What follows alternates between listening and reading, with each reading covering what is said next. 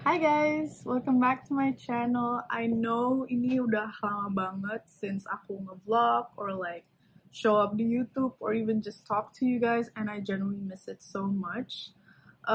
Kenapa aku hilang selama setahun? Well, first thing first, aku kuliah tahun pertama, and I know dari awal kayak okay, ini bakal susah, and maksudnya aku nggak pernah kuliah, and it's a whole new like subject for me. Like aku kan ambil international relations, and for me it was hard since aku SMA ambil jurusan IPA. Tiba-tiba aku harus kayak nyesuaiin diri untuk jurusan full IPS.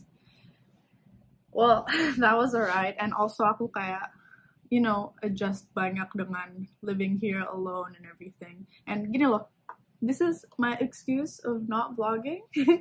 Jadi every time aku mau coba nge-vlog, itu aku mikir kayak, is this interesting enough? Is this kayak menarik nggak sih kalau orang nonton di channel aku kayak aku nge-vlog gini-gini? Aku juga kadang nge-vlog kayak udah sepertiga vlog, terus aku lupa lanjut nge-vlog gitu loh, karena sometimes when I'm with my friends aku jadi lupa waktu, and aku kayak I feel like I'm enjoying the moment, I guess, like too much, which is like not necessarily bad, but when you're vlogging jadi kayak timeline-nya aneh, if you know what I mean. Anyway, okay, so aku kemarin taruh question box di IG, and aku minta kalian tanya pertanyaan yang panjang, like panjang in a sense like pertanyaan yang ribet. And I'm really happy with the result. Like, I got so many like really good questions, and I can't wait to answer them. Okay, so let's move to the first question. Jadi, first question is, what major did you take and why? Thank you so much for the question. This is such a good, opening question. Jadi, basically, di Leiden University, aku ambil political science, specializing in international relations and organizations. So, basically, kalau aku harus explain pakai bahasa Indonesia, itu basically HI, hubungan internasional. And kenapa aku pilih jurusan ini? Jadi, around a year ago, pokoknya awal-awal SMA, I got really into like MUN, and I got interested in, like politics and like global issues and whatnot. Like I got interested in like government, and aku pengen tahu kayak how does it work, like how does our Indonesian government work, Ini juga stem from the fact that waktu itu kan aku ada foundation kelas BC, and aku mikirkan kayak what can I do to like kayak better children's education in Indonesia. So that was basically like my main motive. And aku mikirkan kayak, yes, I can expand my foundation to like help more kids or like help them lebih berasa lebih banyak. Cuma aku mikir kayak, this is something kayak education in Indonesia needs a systematic change, and for that aku mikir kayak aku pengen banget like be in the government to like actually sort things out like in the system. And I know ini kayak idealistic banget, cuma kayak you did ask me kenapa aku ambil jurusan ini. So, lanjut. Susah nggak sih adaptasi dengan pelajaran atau kurikulum Belanda? Gimana sistem belajarnya, kesulitan atau challenges selama 1 tahun pertama di Belanda? Jujur, I had such a hard time in my first year. Like, aku tahu ini bakal susah. Cuma aku nggak tahu ini bakal susah itu. But, like, I passed, I survived.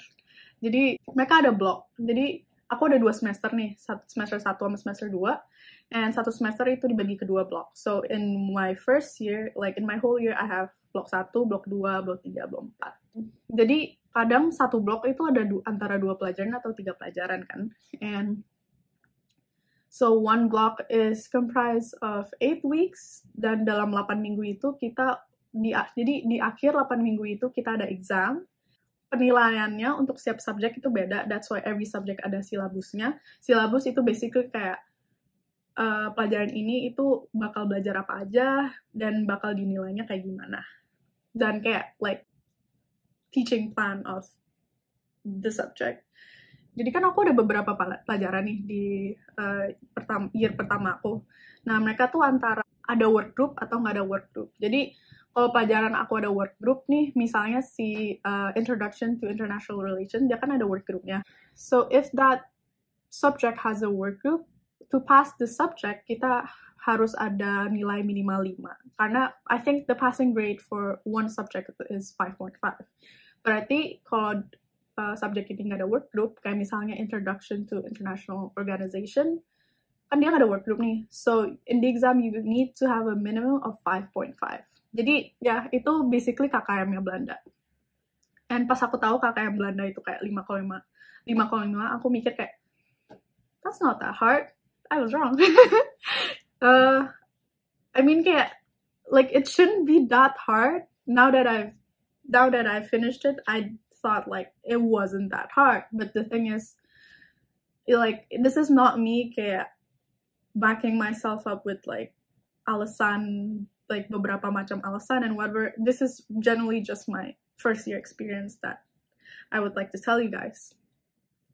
So yes, it was lumayan susah adaptasi karena mereka tuh lebih ke kayak self-learning karena so you have like the lectures, misalnya kayak sekali seminggu atau 2 kali seminggu, but you also have the readings and basically kayak kalian sebelum masuk kelasnya harus dibiasain kayak udah baca materi yang udah disiapin, kalau enggak ya bakal bingung gitu loh. Cuma sebenarnya bisa sih kayak follow the lecture tanpa baca readingnya, cuma kayak kata aku sih, like, you should do it, you know, karena there's a lot of self-study, gitu loh. Karena pas aku ngeliat jadwal aku kan lumayan kosong gitu dibanding dengan, jadwal di sekolah. Cuma, ya karena itu you have a lot of self-learning and everything like that, so it's a bit hard, but I did it. What's your favorite subject in college? Aku anggap pertanyaan itu nanyain favorite subject tahun pertama aku ya, karena aku baru first year. I don't know, if you would ask me this question like 3 months ago, I think it would be actors in world politics. Jadi kayak tokoh-tokoh yang nge-affect like the politics or like the world basically, yang gak related to states or government. I really like that subject because kayak gimana ya, I think it was interesting and I got a pretty good grade for the exam. Jadi aku lumayan biased. But setelah aku nyelesain the whole year, my top 3 would be IPS, Introduction to Political Science. Menurut aku itu seru banget karena ini bener-bener ngejelasin kayak teori-teori yang dipakai political scientists kayak constructivism, Marxism, behavioralism, whatnot. I really like it, and the exam was also like an essay, so I like it a lot. And yang kedua, it would be Introduction to Comparative Politics. Jadi the subject wasn't really about like comparing like governments, like it was, cuma kayak a big part of kayak the subject itu lebih belajar kayak how does the government actually work in misalnya kayak demokrasi atau yang non-democracy, kayak bisa belajar aspects of the government and like voting, voter turnouts, whatever government. And the last one would be statistics too. Jadi it's kind of weird. Jadi for statistics too, aku gagal exam yang pertama. Aku dapetnya kayak nilainya 4 out of 10. It was really bad. But I think for me, personally, I think it was because soalnya in that book tuh ada Introduction to Comparative Politics, ada Global History, and also Statistics. And it was a busy time for me as well, karena mama aku sama adik aku lagi ngevisit. Jadi aku pengen spend as much time as I can with them. Terus aku juga spend some time with my friends. So, you know, bad time management. Cuma pas aku actually pelajarin statistics too, aku kayak nyadar kayak, kok seru. Kayak lumayan seru, and I passed the resit. So resit itu basically remedial. Kan kita ada final exam of the subject, so kita kalau nggak lulus yang tes pertama, kita bisa ambil resit, jadi basically remedial. Nah kalau kita nggak lulus juga yang remedialnya, kita harus ambil tahun depan. Jadi ya, the first exam and the resit, and kalau nggak lulus ya you have to continue sampai tahun depan. But yeah, I like statistics, and aku kalau mau pilih elective or minor, aku pengen yang related to like those top 3. But those are just my assumptions. Those are just my plans. Have it ever crossed your mind to do something like an exchange program? Jadi, oke, untuk kampus aku di year 3, kita ada elective space, dan di situ kita bisa pilih antara kita mau kerjain minor atau bikin elective course kita sendiri. Kayak itu kita pilih-pilih elective kita, atau kita go abroad, like go and exchange. It wasn't really an option for me. Maksudnya aku mikir kayak, aku tuh udah di luar negeri gitu loh. Aku udah jauh banget dari Indo ke Belanda. And I thought, I am already abroad. Jadi aku mikir kayak, maybe not, but kayak, we never know actually. I could actually change my mind in 2 years, or next year, even like a month. I will let you know if I do, but untuk sekarang sih aku milih untuk kayak, maybe aku bakal stay di Belanda, take a minor, or whatever. I'll let you know. Di Uni Leiden banyak kegiatan apa aja, dan Kak Audrey ikut asosiasi apa aja? Aku ikut beberapa asosiasi, dan aku emang gak kasih tau sama kalian karena aku mikir kayak aku bakal kasih taunya gimana gitu ya. Jadi banyak banget kegiatan di kampus. Jadi you have like, ada dance club, ada I don't know, banyak ekstrakurikuler. Cuma kebanyakan ekstrakurikulernya tuh di Leiden, di kota Leiden. Kalau aku kan di kota The Hague, jadi aku nggak ikut yang di Leiden karena kayak males ke tempat.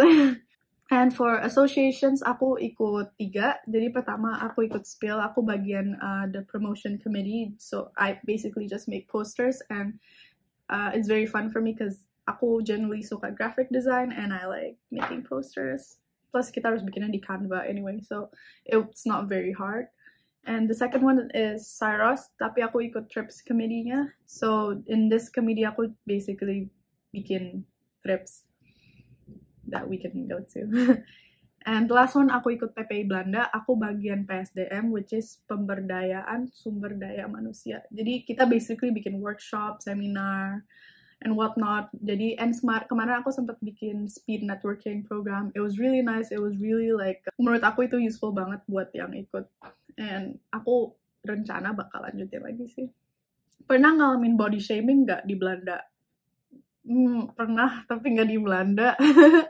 Body shamingnya malah like through the internet, like malah di Instagram, and nggak ada yang orang Belanda di situ, itu isinya orang Indonesia semua. Which is like, I mean, it's bad, it's very bad, but kayak in our culture, I guess itu udah normalized banget untuk so casually like body shame someone in the comments. I think it's bad. I think it's really like not recommendable, but kayak itu udah ingrained banget gak sih di like Indonesian culture, I guess. But let's try to change that. Kayak komen-komen kayak Audrey gendutannya, Audrey gemuk, Audrey whatever, and you know what, it was really really bad for me to take it at first. Cuma kayak there's nothing I can do besides kayak bettering myself if I want to.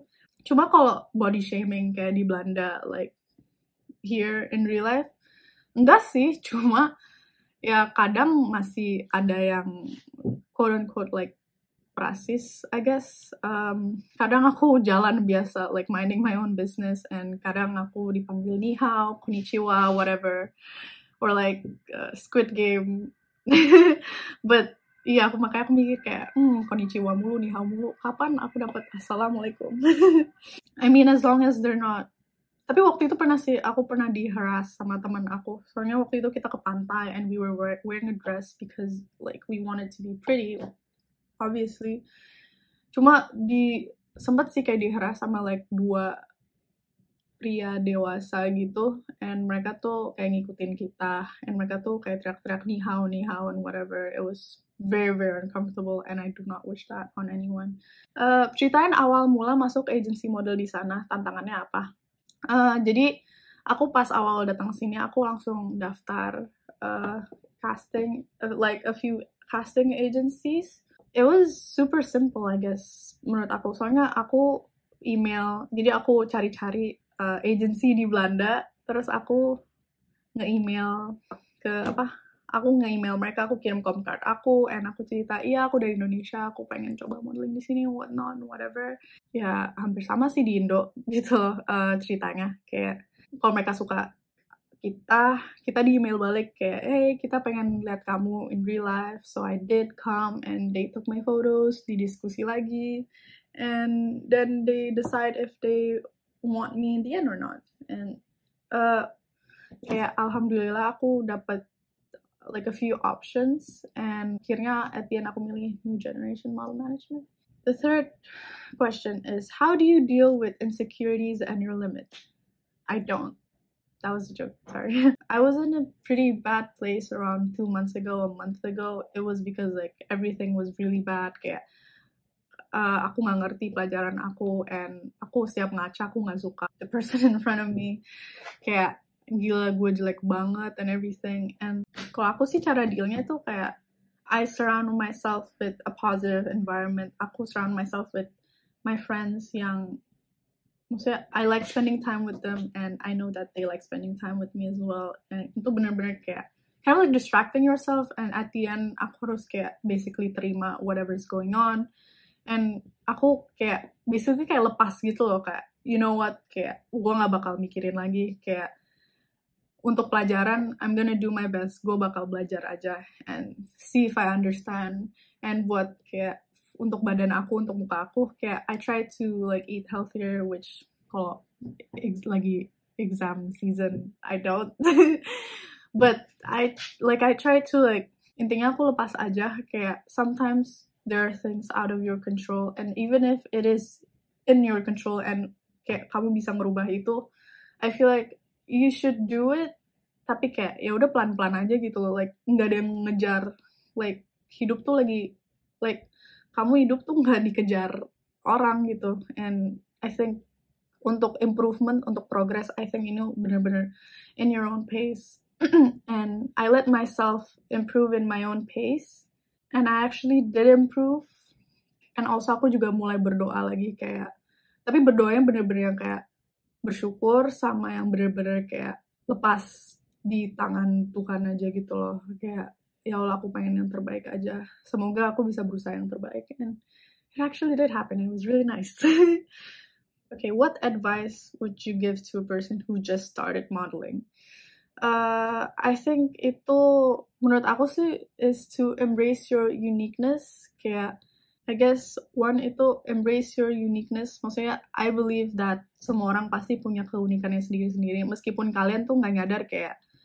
Kayak menurut kalian, mungkin menurut kalian tuh kayak biasa aja, tapi sebenarnya nggak gitu loh. I feel like generally setiap orang itu punya keunikannya masing-masing.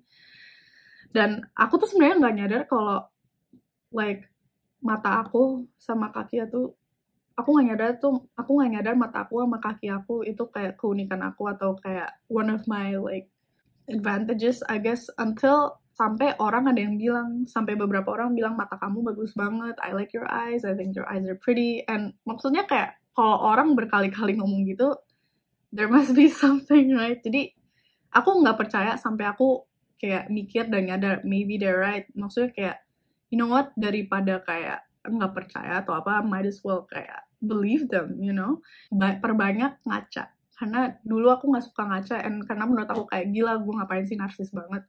Cuma even if you're a model or not, I think kalian harus perbanyak ngaca, soalnya kalian bisa kayak tahu gesture, kalian bisa tahu kalian kalau gerak kayak gimana, kalian bisa lebih percaya diri, dan kalian bisa kayak your body language will improve menurut aku sih. Kayak ya udah nggak usah takut kalian banyak-banyak ngaca. I mean, don't you wanna know what you look like? Oke, satu pertanyaan lagi. Biasanya aku kalau spare time atau weekend kemana? Nah, jadi kan aku tinggal di Den Haag, dan di Den Haag itu kita ada pantai, and sekarang karena cuacanya lagi bagus, aku suka jalan-jalan, atau kadang aku randomly bilang ke temen aku, mau ke pantai nggak?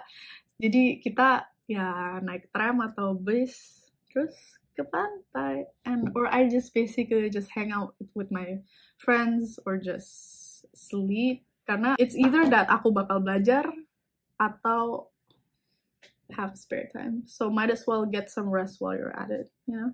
Ada yang nanyain aku tempat tinggal aku di Belanda itu kayak gimana. I would love to give you a room tour, Tapi it's kind of messy right now, but I think I'll show it anyway. But okay, aku jelasin dulu. Jadi basically aku tuh tinggal di Duo, and Duo itu kayak company buat student housing.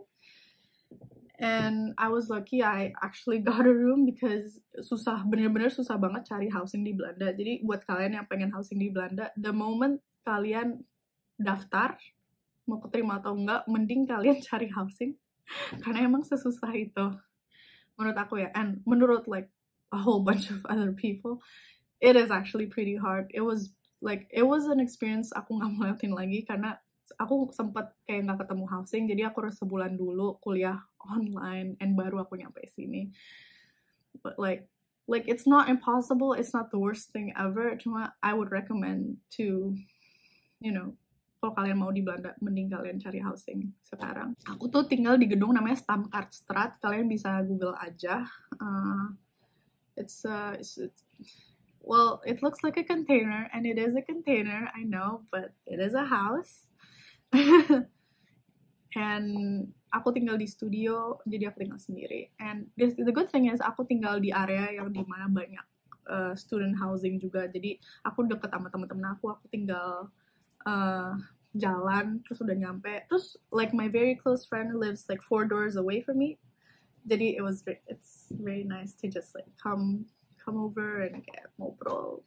Yeah. Ini area dapur aku. Terus ini bahan makanan aku. Terus ada sink dan apa. Tapi aku nggak mau tunjukin karena berantakan. Terus ini meja. Sebenarnya ini meja makan. Cuma aku nggak pernah pakai ini buat makan. Jadi ini tanaman yang ditinggal temen aku. And ini beberapa barang. Iya berantakan. I'm so sorry. And okay, ini rak. Ini untuk hair dryer, sisir, catokan. Aku random ditaruh aja di sana. And this is my like scarlet area. Di aku berantakan juga sih. So you have to shower, undo the sink, my bed because I love my bed. And here are some clothes yang aku baru beli that you don't need to see. And ini meja. This is my side table and aku cuma taruh remote AC, remote lampu, paracetamol, alarm, sama buku. Rak aku berantakan juga, ya. Yeah. And ini lemari aku. Okay, ini lemari paling kecil yang aku punya. Like this is very very small and I have a lot of clothes, so not the best. I have a chair. And this is my like study area. Dari tadi aku ngerekam di sini. It's a very big study area. And these are just all my stuff. Like I have my iPad, headphones, alat belajar, laptop. It's very nice. And I have a little poster over here. Oh, ini jendela aku by the way. And if you open it, it's just the view outside, not the best view. Okay, kayaknya segitu dulu. Aku jawab pertanyaannya. I received a ton of questions that I would love to respond. Cuma kayak aku nggak mau videonya kelamaan. But I'd make a part 2. So stay tuned. And also, thank you so much for watching this video. Thank you so much for supporting me dari awal ya sampai sekarang. And I genuinely wish you guys the best. Kayak kalau kalian di Belanda, please let me know, like we can meet up. And kayak kalau aku ke Indonesia, I will let you know, and then we can meet up as well. It's very nice. First year itu bener-bener kayak aku nggak bisa jelasin at all. It is really fun. It is also really bad, but also really good at the same time. And gimana ya, kayak buat kalian yang takut untuk kuliah di luar negeri, I totally understand that. Okay, if you do decide to stay in Indonesia, I totally respect that as well. But buat kalian yang pengen kuliah di luar negeri, I think ini benar-benar kayak pengalaman yang nggak bisa dijelasin. It's very recommended.